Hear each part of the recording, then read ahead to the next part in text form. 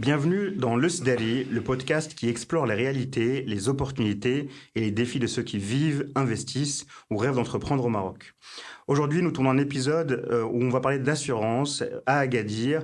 Merci à UpStation de nous accueillir et nous allons répondre à toutes les questions que vous pouvez vous poser sur le sujet des assurances au Maroc.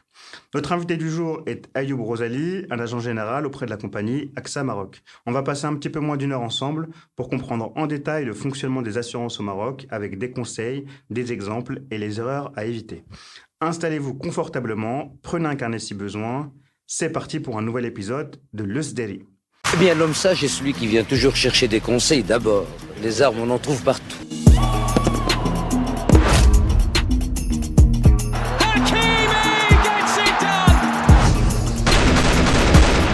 Although modernization is changing the face of the country, there are still a few backwaters like this, the village of Shawid.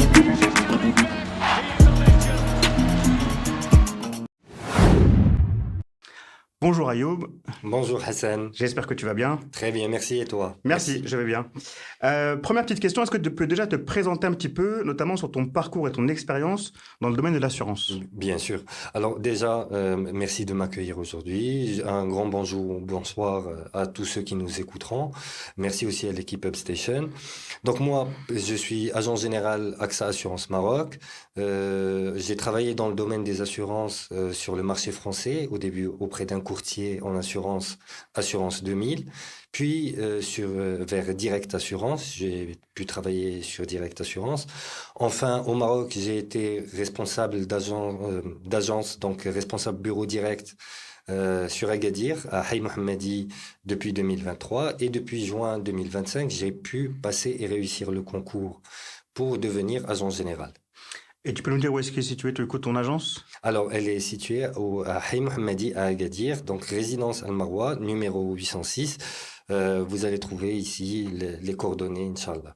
Ok, pour introduire un petit peu le sujet, est-ce que tu peux nous expliquer pourquoi, selon toi, il est important pour un MRE de comprendre les règles et les normes de l'assurance au Maroc? Alors, au-delà de ce point-là, pour les assurances, moi, je pense qu'il est important à tout citoyen de connaître les règles de chaque pays où il pourrait s'installer. C'est le principe de responsabilité universelle. Donc, ça dit que tout citoyen est responsable de ses actes, quelle que soit sa connaissance des lois et réglementations spécifiques. Donc, pour l'assurance, c'est encore plus vrai puisque l'assurance a un volet responsabilité et qui tire ses sources d'une réglementation. Par exemple, au Maroc, la responsabilité civile, elle est définie par le Dahir des obligations et contrats. Donc, c'est le code civil marocain. Et cette responsabilité, qu'est-ce qu'elle nous dit? Elle nous dit que toute personne ayant fait de par sa faute, causer un dommage à autrui, est tenu, qu'il soit matériel, corporel ou même immatériel, est tenu de le réparer. Non seulement de son fait, de l'erreur qui est faite par son fait, mais par les personnes qui lui sont civilement rattachées, donc les enfants, etc., ses animaux ou même ses biens. Ok. D'accord? Donc, le Code civil marocain, il définit la faute comme étant faire ce qu'on devait s'abstenir de faire ou s'abstenir de faire ce que l'on devait faire. Ok. Du coup, on va parler de différents types d'assurances. On va parler d'assurance auto, moto, habitation, etc. Pour commencer, on va aborder le sujet des assurances auto-moto. Et donc, du coup, quelles sont les principales différences entre les différentes formules RC, donc responsabilité civile, et les autres formules qui existent sur les assurances auto et moto? D'accord. Donc, il faut déjà savoir que la responsabilité civile automobile, qui inclut aussi la moto, c'est une assurance obligatoire. Donc, elle est obligatoire par loi. Et elle est encadrée par la loi 1799 du Code des assurances. Il faudrait savoir que le défaut d'assurance est puni par la loi. Ça peut aller de 1200 à 6000 euros, à 6000 dirhams d'amende et entre 1 mois et 6 mois d'emprisonnement. Parce que c'est une responsabilité, c'est une assurance de responsabilité et donc nous sommes responsables par rapport aux tiers et aux autres individus. Ok. Son but principal, c'est de couvrir les victimes, donc les tiers, des dommages qu'on pourrait leur causer avec un véhicule terrestre à moteur. Ok. Et donc, du coup, on peut compléter cette responsabilité civile par des formules plus développées un peu comme en France, le tout risque, etc. Exactement. Donc, il y a les garanties annexes. Donc, les garanties annexes, elles peuvent couvrir notre véhicule. Donc, il y a une petite, on va dire, distinction à faire. Ouais. La responsabilité, quand vous conduisez votre véhicule et que vous êtes responsable d'un sinistre, donc la responsabilité civile interviendra pour dédommager la victime, bien entendu. Et, si vous n'avez que ce type d'assurance-là, pour les dommages de votre véhicule, puisque vous avez été responsable du dommage, vous n'êtes pas indemnisé, donc vous êtes votre propre assureur. Donc, pour les assurances annexes, il y a les assurances dommages, donc qui couvrent les dommages subis par votre bien. Par exemple, la tierce, elle peut couvrir le renversement, le choc contre un corps fixe ou mobile, c'est-à-dire un arbre, etc. Le sinistre responsable, quand vous êtes responsable du sinistre pour vos dommages véhicules. On pourrait parler aussi du bris de glace qui couvre les parties vitrées, donc c'est-à-dire la lunette avant, la lunette arrière, les vitres latérales. Le vol, donc le vol pourrait couvrir le vol du véhicule. On ne parle pas du vol du contenu du véhicule. Ça, ce n'est pas couvert. Donc, en cas de disparition du véhicule ou en cas de détérioration suite à une tentative de vol. Donc, il faut savoir, par exemple, pour le vol, si vous avez souscrit à la garantie vol, il y a, dans le jargon des assurances, on appelle ça le délai de déclaration, donc sous peine de déchéance. Donc, la déchéance, c'est la perte au droit de l'indemnité. Donc, pour l'ensemble des garanties, vous devez déclarer le sinistre dans les 5 jours où vous en prenez connaissance. Mais pour le vol, c'est dans les 24 heures et il doit être accompagné d'un dépôt de plainte. Donc en gros, même principe qu'en France, à peu près. Oui, c'est à peu près le même principe. Très bien. Une question très importante et très intéressante, notamment pour les MRE qui viennent avec des voitures qui sont plaquées en France, en Belgique, en Espagne, etc. Comment ça se passe pour l'assurance de ces voitures-là? Alors souvent, les gens ne le savent pas. Il y a le principe de réassurance. Donc quand tu t'assures avec un véhicule étranger dans ton pays d'origine, quand tu vas à l'étranger, ton véhicule il est assuré que 3 mois. Du coup, comment ça se passe pour assurer son véhicule étranger au Maroc? Donc, si ils arrivent au Maroc munis d'une carte verte, le problème ne se pose pas au début puisqu'ils peuvent entrer sur le territoire marocain. À l'expiration de cette carte verte, s'ils sont toujours sur le territoire marocain, ils devront souscrire une assurance frontière. Auprès d'intermédiaires spéciaux. Et cette assurance frontière, elle est valable de 5 à 6 mois maximum. D'accord. Il faudra apporter autorisation temporaire d'admission délivrée par la douane, la carte grise, une pièce d'identité et le permis. Très bien. Alors, idéalement, au Maroc, initialement, l'assurance frontière, elle n'était disponible qu'en responsabilité civile. Mais depuis très peu, l'assurance frontière propose des garanties annexes. C'est des packs, donc on pourrait trouver la dommage-collision plafonnée à 30 000 dirhams ou... le tout risque, comme les assurances. Non, pas la tout risque. C'est uniquement la dommage-collision. Donc la différence entre, parce qu'on n'a pas eu l'occasion tout à l'heure de l'aborder, la différence entre la dommage-collision et la tout risque, c'est que la tierce, elle couvre contre elle peut couvrir les incidents contre des tiers non identifiés. Donc, comme on a dit, un corps fixe ou mobile, un arbre, etc., vous êtes couvert. Pour la dommage-collision, il est impératif que ce soit un accident avec un tiers identifié. Donc, pour revenir à l'assurance frontière, maintenant, il y a des packs avec plafonné dommage-collision à 30 000 dirhams et le vol maximum plafonné à 200 000 dirhams. D'accord. Dernière question pour les assurances automoto. Qu'en est-il des 2 roues? J'achète un scooter, un 125, un 50, un T-Max au Maroc. Comment ça se passe pour les assurances? Est-ce que c'est le même principe qu'en France ou est-ce qu'il y a une ou plusieurs différences? Alors, au Maroc, pour la plupart des 2 roues, l'assurance qui est possible, c'est la responsabilité civile. D'accord. Après, au-delà d'une certaine puissance, parce qu'il y a une catégorisation des véhicules de roues. Donc, on a en dessous de 50 cm3, inférieur à 50 km/h. En dessous de 50 cm3, mais supérieur à 50 km/h. Donc, chacune a sa propre tarification. Ok. Ensuite, de 50 cm3 à 125 cm3. Ok. Et ensuite, pour les motos, au-delà. Ok. Donc, pour certaines motos, il est possible de souscrire des garanties annexes. Pour le vol, non, mais on pourrait souscrire l'incendie, souscrire l'atout-risque, selon les conditions de chaque compagnie, puisque les conditions générales, pour les garanties annexes, peuvent différer de chaque compagnie. Donc, il est important de se renseigner auprès de chaque compagnie. Pour la responsabilité civile, les conditions générales type, puisque la responsabilité civile est obligatoire, elles sont les mêmes chez toutes les compagnies, puisqu'elles sont réglementées. On va parler du coup maintenant des assurances habitation. Alors en France, on le sait, les assurances habitation, elles sont obligatoires pour tout le monde. Qu'en est-il du Maroc? Est-ce que c'est le même principe ou pas? Alors non, au Maroc, l'assurance habitation n'est pas encore obligatoire, mais je dirais qu'elle est nécessaire. Elle est nécessaire parce qu'elle couvre déjà le fruit de toute une vie, donc c'est en général votre habitation. Elle couvre la responsabilité, donc si vous êtes locataire, donc c'est la responsabilité vis-à-vis du propriétaire. Si vous êtes propriétaire, ça peut être votre responsabilité vis-à-vis des voisins et des tiers en cas de sinistre s'il venait à se propager. Par exemple, pour un incendie, s'il venait à se propager, vous êtes couvert par rapport à ça. Il y a aussi la responsabilité chef de famille. C'est une responsabilité qui est très intéressante, qui est adossée au contrat multi-risque habitation, puisque c'est des multi-garanties. Et pour cette responsabilité chef de famille, c'est l'équivalent en France de l'assurance vie privée. Donc, elle couvre votre responsabilité et des membres de votre famille dans votre vie privée, donc pas nécessairement quand vous êtes aussi sur le logement. Donc, vous pouvez causer un dommage à autrui à l'extérieur.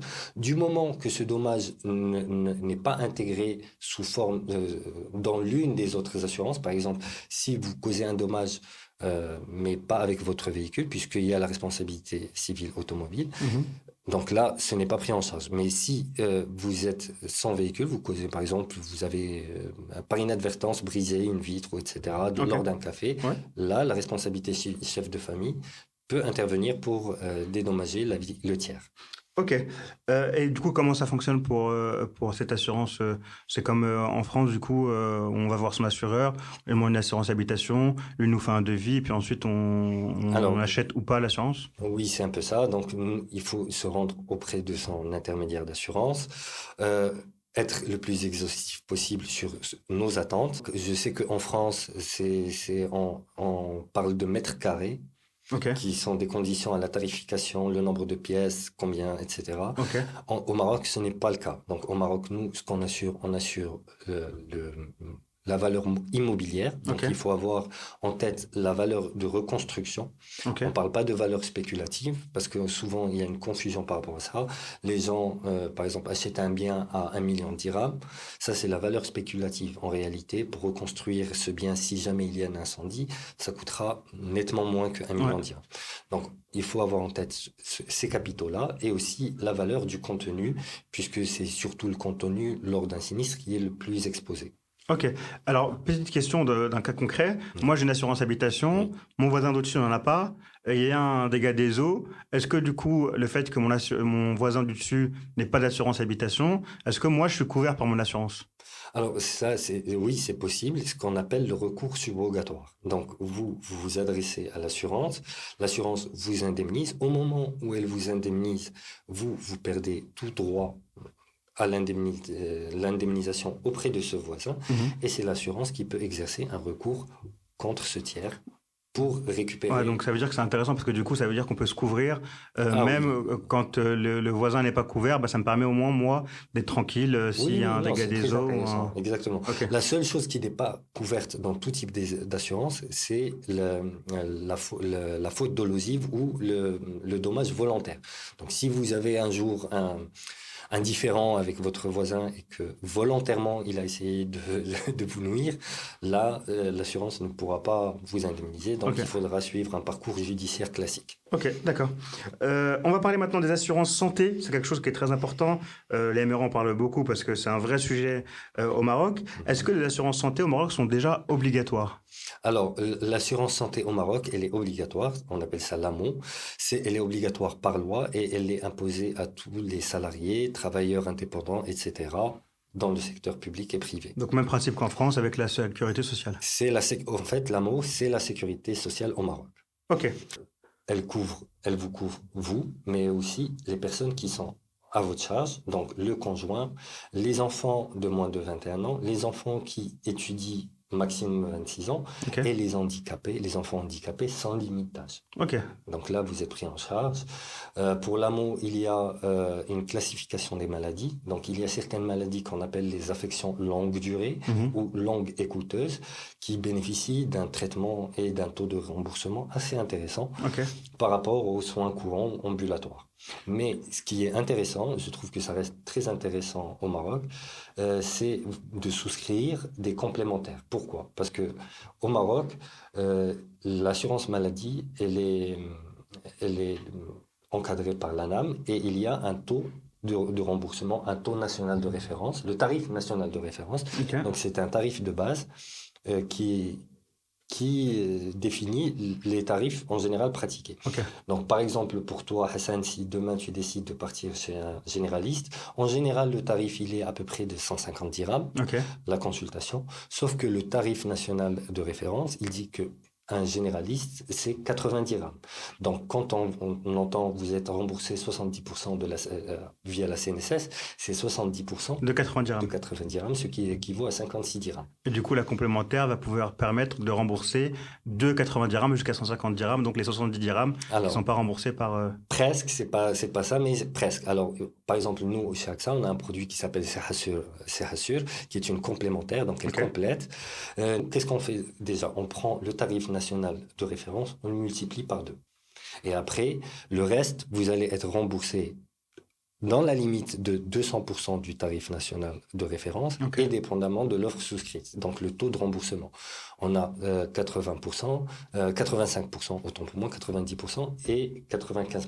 Ok, du coup, sur un médecin que je paye 150 dirhams, combien m'est remboursé concrètement environ Alors, pas vous dire après, concrètement, combien m'est remboursé si je prends une assurance complémentaire? Alors, pour un médecin à 150 dirhams, si vous prenez la complémentaire à 95%, vous êtes remboursé jusqu'à 145 dirhams. Ouais, donc quasiment ça reste intéressant. Ok. Et ça coûte cher? C'est quoi un peu les fourchettes de prix? Je sais que ça dépend de la personne, de combien d'enfants, etc. Oui. Mais en termes de fourchette de prix, c'est plutôt quelques centaines de dirhams par mois ou quelques milliers de dirhams par mois, on va dire? Alors, on dira que c'est quelques milliers de dirhams par an. Par an. D'accord? Ça dépend. Effectivement, ça dépend de la personne, de l'âge de la personne. Parce qu'il ne faut pas sous-estimer l'âge. Ça dépendra des personnes à charge. Ça dépendra parce qu'il y aura un questionnaire médical à remplir. Donc, ça dépendra s'il a des facteurs aggravants ou pas. Et du taux de remboursement et de la formule souscrite. Mais ça peut aller de quelques milliers de dirhams par an à quelques dizaines de milliers de dirhams par an. Bien sûr, il y a la possibilité de payer par prélèvement chaque mois. Ok, donc ça veut dire que si je résume, soit on a l'AMO, donc qui est l'équivalent de la sécurité sociale, de toute façon qui est obligatoire pour tous les Marocains, et dans ce cas-là, on n'a qu'une partie des soins qui sont remboursés. Si on veut avoir un remboursement qui est beaucoup plus complet, on va dire autour des 80-90% de remboursement, dans ce cas-là, on prend l'assurance complémentaire, et ça on peut le faire auprès d'AXA Maroc, et donc du coup, on est quasiment remboursé à 100% de tous nos frais de santé, nous et notre foyer, donc nos enfants, notre conjoint, notre conjointe. Dépendamment du capital choisi aussi à la souscription. Ok. Juste par rapport à ça, est-ce que ça couvre aussi les décès ou est-ce que du coup pour les décès c'est une assurance en plus? Non, alors il y a lors de la souscription par exemple pour le produit Sehassur, il y a un capital décès qui est adossé systématiquement à l'offre. Ce capital, il peut aller de 50 000 dirhams à 100 000 dirhams, etc. Donc, c'est vous qui choisissez, il est modulable. On peut choisir que ce soit un capital qui est versé aux ayants droit ou aux conjoints en cas de décès du souscripteur, mais on peut choisir aussi qu'il y ait une réciprocité. Par exemple, si le conjoint décède, parce que si vous choisissez que ce soit juste uniquement dans un sens, si votre conjoint décède, il n'y a pas de capital décès. D'accord. Il y a aussi un capital que vous pouvez souscrire, surtout pour les jeunes, qui est un capital qui est déclenché lors des maladies redoutées. Par exemple, le diabète insulinodépendant. Ok. C'est-à-dire, si vous êtes en bonne santé, vous pouvez souscrire avec ce capital. Et si jamais il y a la réalisation de ce risque, vous bénéficiez de ce capital pour vous aider dans les dépenses à suivre. Ok, très bien. On a parlé du coup de tous les types d'assurances qui existent. On va parler maintenant un petit peu du cadre légal de la régulation. Ouais, vas-y, dis-moi si tu as quelque chose à ajouter. Oui. Vas-y, oui. vas-y, je Excuse-moi, t'écoute. Hassan. Pas de souci. Donc, maintenant, moi, je sais que dans le cas des MRE, il y a beaucoup de cas où, parce que j'en vois souvent en agence, de personnes qui n'ont pas la CNSS. Ouais, Donc, puisque la complémentaire santé, par définition, complète la c'est CNSS, très intéressant ce que tu dis. Ouais. voilà. Comment ils peuvent faire? Donc, moi, j'ai pris le temps de me renseigner. Donc, ils peuvent aller soit créer se déclarer à la CNSS en tant que travailleur non salarié, Ok. s'ils réunissent les conditions. Donc, il faudra prendre contact avec la CNSS. D'accord. Ou alors, soit lors de leur venue depuis l'étranger, souscrire à une assurance internationale. Ok. Ou alors, il y a aussi un autre produit au Maroc, que chez nous, chez AXA, qui est Sahassur International. Donc, l'avantage avec Sahassur International, c'est que c'est un produit qui n'est plus sur la base du tarif national de référence, puisqu'il ne complète plus la CNSS. C'est une assurance internationale. Ok. Donc, elle peut couvrir au Maroc, plus en Europe pour certains pays d'Europe pour la formule d'entrée de gamme. Et ça peut aller jusqu'au monde entier, inclus les États-Unis et la Chine. Donc ça veut dire que je peux prendre ma mutuelle en gros au Maroc sans avoir besoin de la CNSS qui me couvre mes soins à la fois quand je suis au Maroc et puis Oui. si je pars en France pour bosser, Exactement. pour aller voir ma famille, etc. Exactement. et que je C'est tombe malade, il me couvre là-bas. Donc j'ai plus besoin de mutuelle en France ni de sécurité sociale en France du coup. Oui, c'est une assurance Ça serait intéressant, internationale. ouais. Ouais. Ça c'est très intéressant. Ok. Du coup, donc je voulais parler un petit peu de la régulation parce que malheureusement, parfois on n'est pas toujours d'accord avec ce que dit l'assurance. D'accord. Parfois, on trouve que l'assurance, on a l'impression qu'elle respecte pas vraiment ce qu'elle devrait faire. Du coup, je me suis un peu renseigné. J'ai vu qu'il y avait du coup un organisme qu'on appelle l'ACAPS, l'autorité de contrôle des assurances et de la prévoyance. C'est quoi un petit peu son rôle à l'ACAPS? Alors, la CAPS, son rôle, c'est le contrôle de la solvabilité des entreprises d'assurance et de réassurance, la vérification du respect des règles applicables sur le marché assurantiel et le suivi des pratiques commerciales. Ok. D'accord? Donc ça, c'est très important. Il faut savoir que, par exemple, je reprends juste une remarque que tu as dit, parce qu'effectivement, il y a un problème de confiance vis-à-vis de l'assurance, et moi, mon rôle aujourd'hui, c'est d'essayer de dissiper cette inquiétude. Ouais. Au Maroc, la CAPS, pour tout document, qu'il soit publicitaire ou qu'il soit contrat, conditions générales type, les compagnies conditions générales, les compagnies d'assurance sont tenues avant la proposition au marché de présenter des prototypes à la CAPS. Ok. Donc la CAPS, elle vérifie la cohérence de ces normes, elle vérifie que les conditions ne sont pas floues et elle veille à ce que le rapport d'équilibre, parce que l'assurance, c'est des contrats d'adhésion. Il faut pas. On peut pas dicter nos envies ou nos conditions à l'assurance. C'est des L'assurance contrats, qui nous dicte ses conditions. Là, le rôle de la CAPS intervient pour justement maintenir un équilibre et veiller à ce que ces contrats d'adhésion n'aillent pas à l'encontre des intérêts des citoyens, des assurés. Ok, d'accord, très bien. Donc ça veut dire que le consommateur marocain et le MRE, s'il pense qu'il y a un abus éventuel de l'assurance, il peut contacter la CAPS pour gérer ce problème-là. Et en gros, la CAPS joue un peu le rôle de médiateur. Alors, bien entendu, si jamais vous avez un différend avec votre compagnie d'assurance ou votre intermédiaire d'assurance, vous avez la possibilité de contacter la CAPS directement depuis leur site web, Okay. donc acaps.ma. Ouais. Il y a un service dédié qui est le service réclamation. Okay. Et eux, ils sont là, ils sont très réactifs et ils prennent au sérieux toute réclamation pour intervenir. Donc, ils étudient la recevabilité de la réclamation et ils peuvent intervenir en fonction. Bien, merci à toi pour cette réponse. Quelles sont les normes minimales de transparence et d'information qu'un assureur doit respecter? Alors, d'abord, il y a le devoir d'assurance et la notice d'information. Donc, délivrer une notice d'information dans le courant, on appelle ça le devis. Ok, Donc, cette notice d'information doit comporter de manière claire, sans ambiguïté, la nature des risques, les franchises, les plafonds, les exclusions, etc. ok, Donc, déjà, là, on est dans une phase précontractuelle. ouais, Ensuite, dans la phase contractuelle, vous devez savoir qu'il y a des normes qui ont été imposées par la CAPS quant à la lisibilité des informations. Donc, il y a des informations comme les exclusions qui sont imposées d'être en caractère très apparent. Donc, en général, sur les conditions générales ou sur votre contrat, ces informations-là sont en gras. Donc, ok, c'est facilement distinguable. Il y a aussi la transparence vis-à-vis de l'autorité. ok, Donc, les assureurs doivent soumettre à l'autorité euh, les contrats, comme je l'ai indiqué tout à l'heure, donc les contrats, les publicités, avant que ça soit destiné au grand public. ok.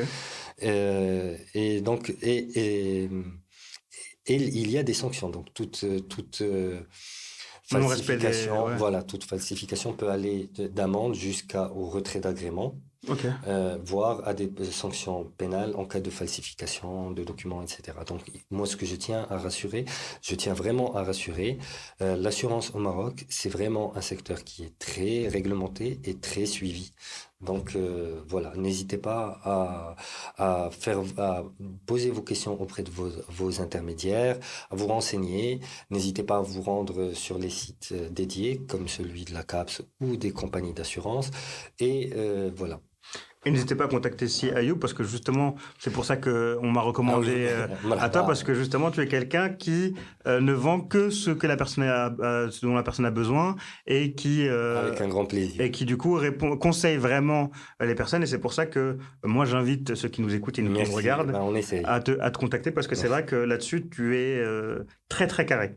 Merci. Ok, alors du coup, on le sait, en France, les assurances, c'est très digitalisé. Moi, je peux tout faire en ligne ou par téléphone, que ce soit faire une assurance, la résilier, déclarer un sinistre, etc. Quasiment tout peut se faire en ligne. Effectivement. Qu'en est-il du Maroc? Est-ce qu'on est au même niveau de digitalisation qu'en France? Ah, pas encore, mais c'est au cœur des discussions actuellement entre la CAPS et les compagnies d'assurance.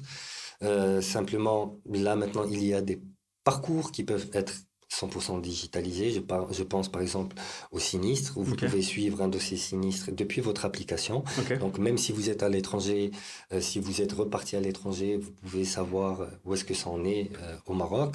Je pense beaucoup à la disponibilité de l'information, à l'existence de plateformes dédiées. Donc, moi, je pense que on est sur la bonne voie. ok, d'accord. Dernière partie de ce podcast, j'aimerais du coup quelques petits conseils de ta part, notamment pour les MRE. Mhm. Première question que j'aimerais te poser, quels critères un MRE doit-il vérifier avant de signer une assurance au Maroc? Alors, déjà, lire, demander la notice d'information, c'est-à-dire le devis, Ok, le réclamer, car c'est un droit qui est imposé par la CAPS. Bien étudier les plafonds de garantie, les exclusions, les franchises. Prendre le temps de se renseigner aussi. Moi, je pense qu'il y a, par exemple, sur la CAPS, il y a une plateforme qui s'appelle EduCaps, qui est destinée au grand public et qui vous permet, qui permet à qui le souhaite d'être sensibilisé sur l'assurance.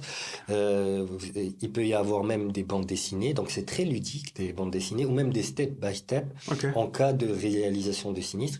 Quelles sont les actions à faire et dans quel ordre? ok, Donc, il y a aussi le fait de devoir prendre conseil auprès de son intermédiaire d'assurance, de son conseiller d'assurance, puisque c'est un conseiller et le devoir de conseil avant le commercial, le volet commercial. Donc, il y a le devoir de conseil. Donc, n'hésitez pas à prendre conseil auprès de vos intermédiaires. Il y a aussi, moi, des conseils pratiques, parce que c'est des conseils qu'on découvre au cas par cas. ouais, Donc, par exemple, prendre le temps de digitaliser vos contrats. Ok. Comme ça, même si vous repartez en France ou ailleurs, vous avez la possibilité de déclarer un sinistre depuis la France parce que vous avez votre numéro de contrat. Quand Vous tu dis avez digitaliser, c'est en gros prendre en photo et scanner scanné, vous savez, les contrats, etc., pour voir les voilà, numéros de contrat, toutes les informations, les exact, numéros de téléphone à appeler, etc. exactement, ou Ok. utiliser des services cloud, etc. Donc, pour stocker vos documents, euh, pour les MRE qui peuvent en cas de sinistre, si jamais vous avez un départ imminent, pensez soit à un- une, Une désigner personne. une personne avec procuration Ok. pour qu'elle Procuration puisse. légalisée. Oui. Ok. Donc, c'est à réclamer auprès de l'intermédiaire d'assurance parce que c'est des modèles Ok. que les assureurs vont vous délivrer, qu'il Ok. faudra signer légalisé pour que cette personne puisse poursuivre la démarche en votre nom, ou alors, pour simplifier, avoir un compte bancaire marocain pour pouvoir percevoir l'indemnisation directement auprès de son compte, même si on est très loin. Ok. Et du coup, quelles erreurs fréquentes doivent être évitées? Alors, ne pas s'informer, ne pas poser le maximum de questions, Ok. ne pas être exhaustif quant à ses besoins d'assurance, parce que pour éviter toute mauvaise surprise, parce que l'assurance, c'est basé sur la bonne foi réciproque. Donc, si vous ne déclarez pas tout comme il faut, et donc ça ne permet pas d'apprécier correctement le risque. Et le jour du sinistre, on découvre que voilà, il y a eu une fausse déclaration, qu'elle soit intentionnelle ou pas, cela peut mener à la perte du droit à l'indemnisation. Donc, toujours être exhaustif, bien déterminer ses besoins en assurance, euh, demander conseil auprès de votre intermédiaire d'assurance et ne pas hésiter à se renseigner, comme je vous l'ai dit, sur Internet. Il y a actuellement. Par contre, ce que je ne conseille pas, c'est de suivre conseil auprès de personnes non professionnelles de l'assurance. Parce qu'au Maroc, on est quand même, Ça, c'est très important de le dire. on est quand même dans un pays où le bouche à oreille Ah ouais. et donc, Dans tous les domaines, même pas que dans l'assurance. donc prendre le temps de se diriger vers un professionnel. Ok. 3 conseils simples pour qu'un MRE puisse être bien protégé tout en respectant les normes marocaines. C'est un peu les mêmes conseils, donc on va se répéter. Donc, Se protéger. se protéger, déterminer, informer, Ok. s'informer et aussi prévoir les départs. J'en profite. Du coup, les prix sont très différents entre les assurances ou est-ce que, du coup, si je veux m'assurer sur un sujet ou un autre, est-ce que c'est intéressant de faire 2, 3, 4, 5, 8, 10 assurances et faire 10 devis différents? Ou est-ce que globalement, d'un point de vue prix, c'est un peu globalement la même chose et en faire 2, 3, ça suffit des devis? Alors, je n'ai pas la prétention de connaître par cœur le marché actuel, mais en général, il n'y a pas de grand écart. Mais il ne faut pas hésiter à faire plusieurs devis pour se renseigner et les demander parce que s'il y a une différence de prix, c'est qu'il y a aussi une différence de garantie. Donc, Ok. prendre le temps d'étudier, ne pas sauter sur le moins cher systématiquement, prendre le temps d'étudier les exclusions, d'étudier les plafonds, d'étudier, etc. Tout ce qui pourrait un jour, parce que l'assurance, elle n'est chère que au moment de la souscription. Au moment du sinistre, ça reste quand même un ratio très intéressant. Ouais. Et on se dit, si seulement on avait souscrit à telle garantie ou telle garantie. Et donc voilà, vraiment prendre le temps de bien étudier et de se projeter le jour du sinistre. Ok, j'en profite du coup. Est-ce qu'il y a des plateformes de comparatif de prix, un peu comme ce qu'on peut connaître en France, le Lynx, etc. Est-ce qu'il y a des plateformes comme ça qui existent au Maroc pour pouvoir comparer directement les offres entre l'assurance? Ou est-ce que c'est plutôt une bonne idée de lancer? Du coup, si ça n'existe pas, peut-être que ça peut être un projet pour un MRE. Alors, je pense qu'il y a quelques-unes qui sont déjà en ligne. Après, pour la fiabilité de l'information, je ne pourrais pas m'engager sur ça, mais je sais qu'il y en a quelques-unes. L'idéal, franchement, c'est soit de se rendre auprès d'un intermédiaire, soit de faire une demande de devis en ligne. C'est très simple, très facile. Vous pouvez faire auprès de n'importe quel site. Par exemple, sur AXA Assurance Maroc, vous pouvez vous rendre sur axa.ma, faire une demande de devis pour votre produit ou directement en appelant le service clientèle 29 92. Donc ça, c'est très simple. Et l'avantage, c'est que vous avez une information correct et à jour. Parce que, par exemple, pour ces comparateurs, je ne pourrais pas m'engager si le tarif affiché est un tarif obsolète ou pas, s'il est correct. Et moi, à la base, moi, ayant déjà travaillé sur le marché français, et sachant bien que la plupart des clients pouvaient digitaliser, moi, je pense que le conseiller d'assurance reste quand même primordial Ok. parce que c'est ce qui permet de corriger une information si jamais elle est fausse, c'est ce qui permet de vraiment vous orienter comme un professionnel et donc vous éviter des mauvaises surprises le jour du sinistre, quitte à payer un peu plus cher. Parce que si vous faites la souscription vous-même, vous ne pouvez vous en prendre qu'à vous. Voilà, ouais. donc voilà. Ok. Eh ben écoute, je te remercie, Si Ayoub. Merci à toi de nous avoir partagé toutes ces informations. Merci Hassan. Du coup, on va pouvoir te recontacter dans la vidéo YouTube et sur TikTok. Je vais mettre tes coordonnées pour ceux qui veulent te contacter. Avec un très grand plaisir. Franchement, j'invite chaleureusement les gens à le contacter. Est-ce qu'on peut te contacter même si on n'est pas d'Agadir? Ah oui, bien sûr. Bien Tu sûr, peux assurer n'importe qui au Maroc. Voilà, en tant qu'agent général, j'ai autorité, j'ai la possibilité de proposer des solutions d'assurance sur tout le territoire marocain. Ok. On remercie aussi du coup Upstation de nous avoir accueillis aujourd'hui pour ce podcast. Oui, encore merci à Et toute l'équipe d'Upstation. d'Upstation. N'hésitez pas à vous abonner, à partager, à commenter le podcast. Et puis je vous dis à bientôt pour un nouvel épisode. À très bientôt. Merci en tout cas Hassan, à très bientôt. Merci à toi, à bientôt.